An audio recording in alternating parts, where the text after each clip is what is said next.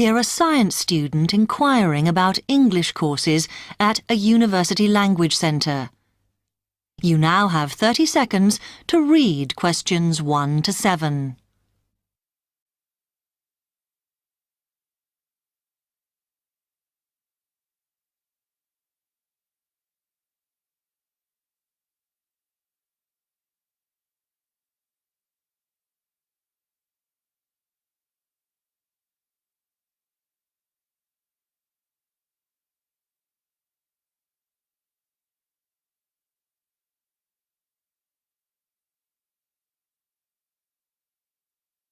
Hi, I've come to ask about the English courses you run for international students. Oh, right. I assume you're a student at the university. Yes, I've just started. Okay. Well, we've got a range of courses. It depends what you think you need and how much. Oh. We can't run everything at the same time, though. So, for example, in this first term, we are just doing a writing course. I see. That sounds quite useful. What else is there? Some of the courses only run for single terms, and we tend to focus on what students have difficulty with. That means we don't usually do speaking courses, but next term you can do listening. Oh. That'll help you with lectures and things. Our provision is all based on what the majority of our international students need. So is everything term-based? There's nothing that you run all year? Well, let's have a look. Yes, there is a class for vocabulary and grammar every term. That's for everybody, but it's split into 3 or 4 levels. And what about in the holidays? We don't do anything during the winter or spring break. Oh. But over the summer, there's just general classes because that's what most students want. A bit of everything. Okay, quite a variety then. I'll have a think about what I really need because I haven't got much time. Do you have about 20 students in each class, the same as our science seminars? We try to keep it at about 12 and certainly not more than 15. It's important for language classes. They're very different from your normal courses. Right. And how much are the classes? The rate varies depending on how many hours you attend, but you shouldn't have to pay. Usually, the department will fund you and even sort out which classes you need. Brilliant. It would be quite useful for me to have a certificate to take back to my country. Do you put us in for exams? Yes, but we don't like them to clash with your main course exams in June, so we run them in May. Oh. That leaves you time for revision. Do I have to sign up for something now? I'm not quite sure what I want. Classes haven't quite started yet, so you've got time to decide what you do. All we insist is that you sign up before week 5. That gives you about 3 weeks to decide. Okay. You now have 15 seconds to read questions 8 to 10.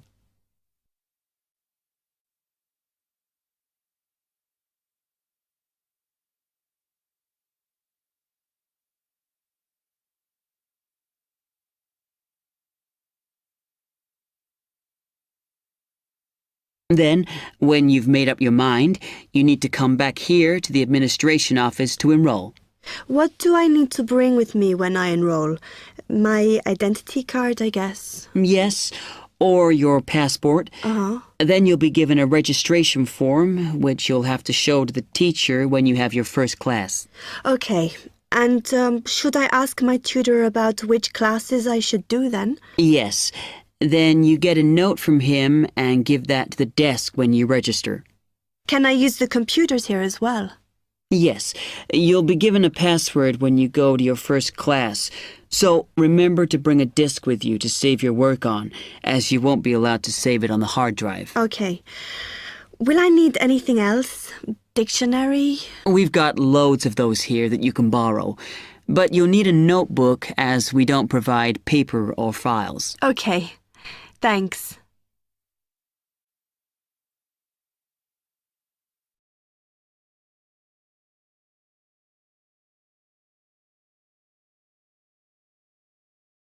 That is the end of part 1. You now have half a minute to check your answers.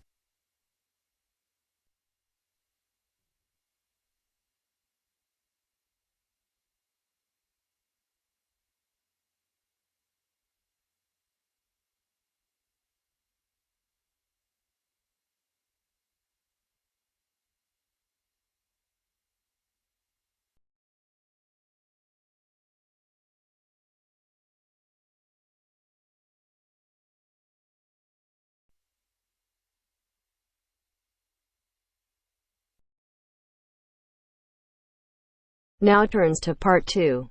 Part 2. You are going to hear a talk given by Madeline.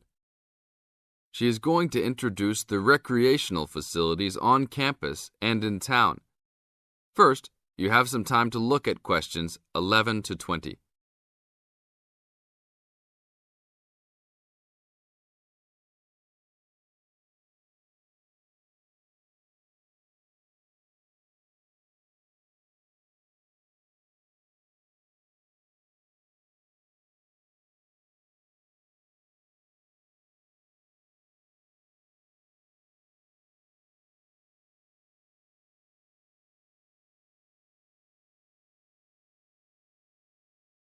As you listen to the talk, answer questions 11 to 20.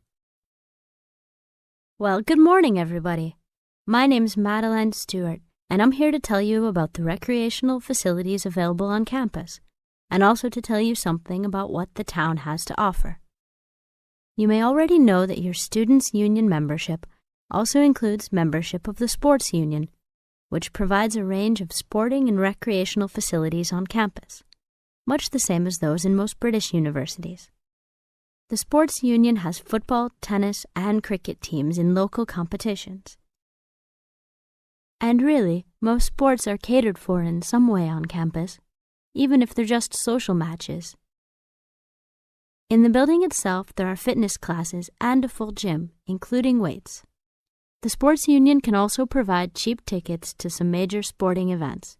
And to keep you up to date with everything available, there's a weekly newsletter distributed around the campus. You should check this to find out the names and phone numbers of the contact people for each sport or activity you're interested in. Yes, did you have a question? Yes, apart from what you've just said, does the sports union offer individual help in any of its activities, for example, in getting fit and healthy? Yes, we do. The sports union has a fitness assessment clinic every Friday, staffed by the resident sports trainer, who can provide advice on the best program for you and refer you to various charts. I'm sure you all realize that for any medical assessment or health problem, you should go to the University Medical Service. The sports trainer can also advise you on a suitable training program using the weights. And now on to Ashbury. For a town of its size, Ashbury has some unusually good leisure and sporting facilities, most of which are near the center of town and easily reached by bus from this campus. There's a new, well, almost new, Olympic-sized swimming pool. That's not quite in the central town area, but it's only a 5-minute walk from the bus stop. Above the pool, there's a high-tech fitness center that any of you more serious fitness lovers would need to check out. Then, in the center of town, there's a sporting complex called the Anderson Center, which contains squash courts and facilities for a number of other indoor sports, such as basketball. And just around the corner from the Anderson Center, in the main street there, is an indoor bowling alley. All of these facilities are listed in the weekly newsletter, so I encourage you all to look through it and... That is the end of part 2. You now have half a minute to check your answers.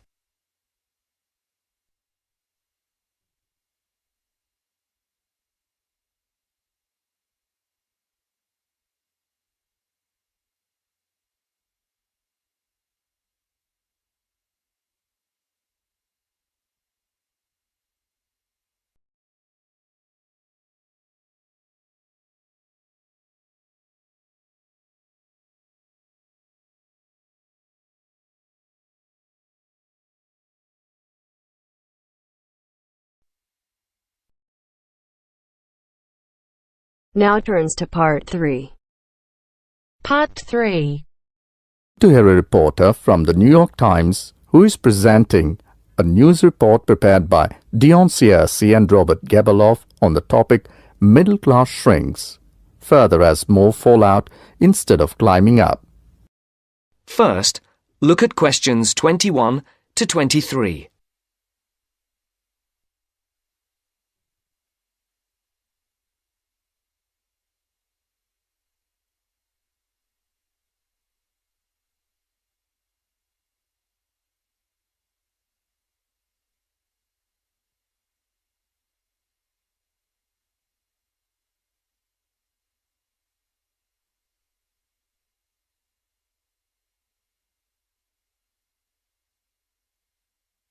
As you listen, answer the questions.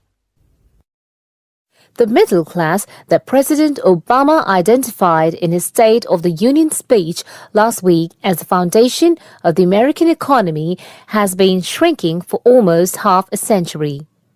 In the late 1960s, more than half of the households in the United States were squarely in the middle, earning, in today's dollars, $35,000 to $100,000 a year. Few people noticed or cared as the size of that group began to fall, because the shift was primarily caused by more Americans climbing the economic ladder into upper income brackets. But since 2000, the middle class's share of households has continued to narrow, the main reason being that more people have fallen to the bottom. At the same time, fewer of those in this group fit the traditional image of a married couple with children at home, a gap increasingly filled by the elderly. This social upheaval helps explain why the president focused on reviving the middle class, offering a raft of proposals squarely aimed at concerns like paying for college education, taking parental leave, affording childcare, and buying a home.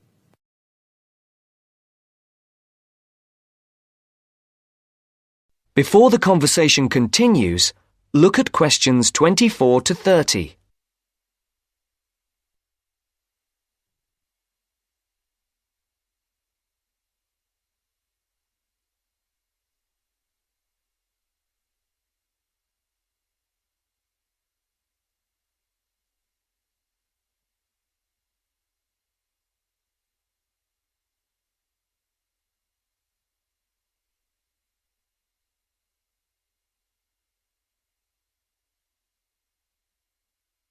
Now listen to the second part of the discussion.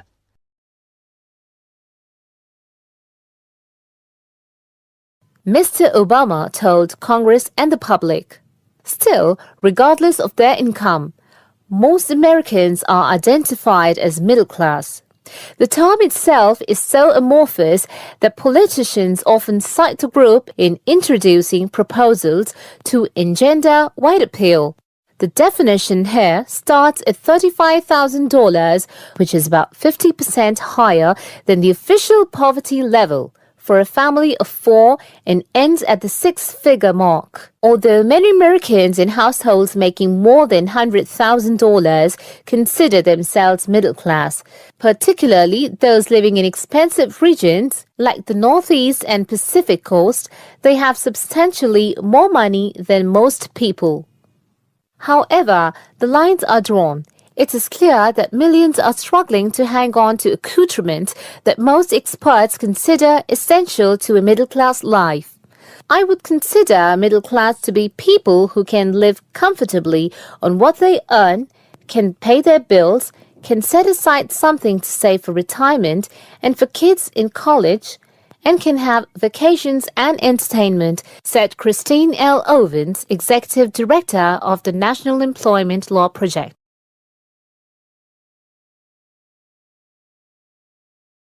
That is the end of Part 3.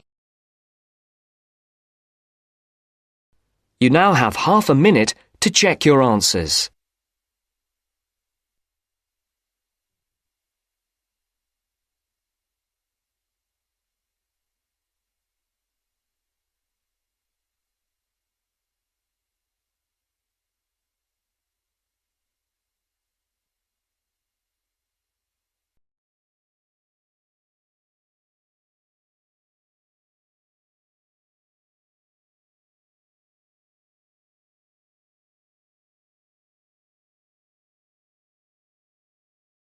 Now turns to Part 4. Part 4. You'll hear a lecturer talking to students about sport in Ireland. First, you have some time to look at questions 31 to 33.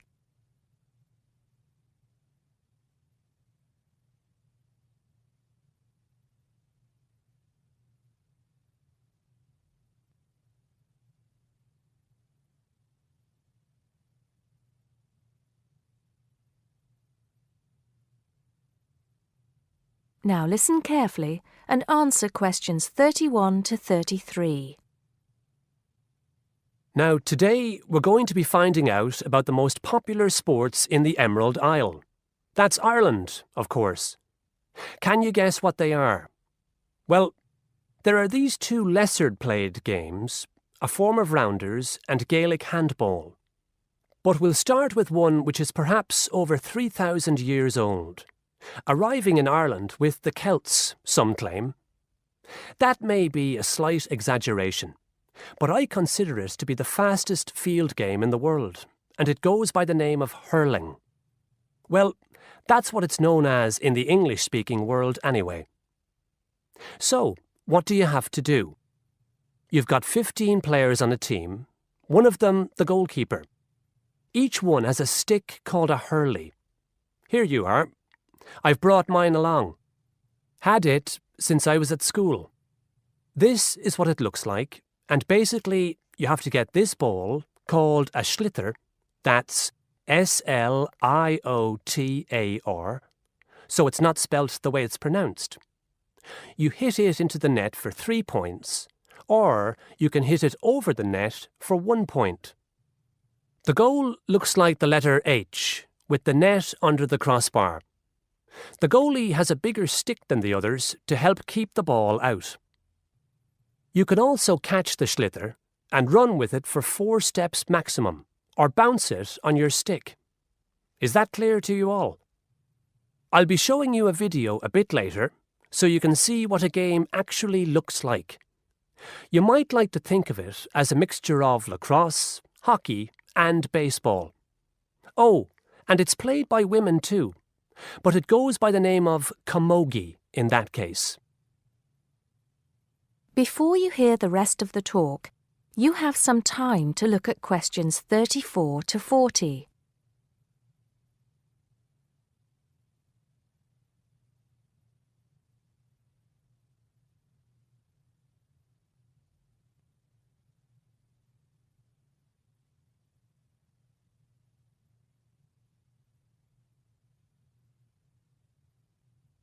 Now listen and answer questions 34 to 40. I'll give you a bit of the history, shall I now? Generally, the golden age of the game is considered to be the 18th century. But systematic rules were first agreed and drawn up at that great shrine of learning, Trinity College Dublin, in 1879, founding the Irish Hurling Union, closely followed just a few years later by the formation of the Gaelic Athletics Association. With greater organisation last century, the All-Ireland Hurling Championship got off to a flying start, and I'm proud to say that my own native city of Cork has won more than 20 titles over the years. But then, so have Kilkenny and Tipperary. Is it only played in Ireland? No. Well, it is the only country with a national team at the moment, but you may be surprised to discover there are hurling clubs in London, as well as in America and Argentina, to name just a few. The other game I'd like to take a little time to introduce you to is Gaelic football, which is played on the same pitch as hurling with the same number of players, but there's no net. You just have to get the ball over your opponent's goalposts. And you can do that by kicking or punching the ball. However, you're not supposed to do that to the players, I might add. Imagine it as a combination of soccer and basketball. But in my opinion, it's a more exciting spectacle than either of those. Excuse my bias, if you will. It's also very popular with women. In fact, there are more women's teams than for any other sport. Whether despite or because of the physical contact involved, I wouldn't like to say. They do play a shorter game, 60 minutes, rather than the men's 70. So, let's have a look. If we can have the lights down, I'll see if I can get this technology to work. That is the end of part 4. You now have half a minute to check your answers.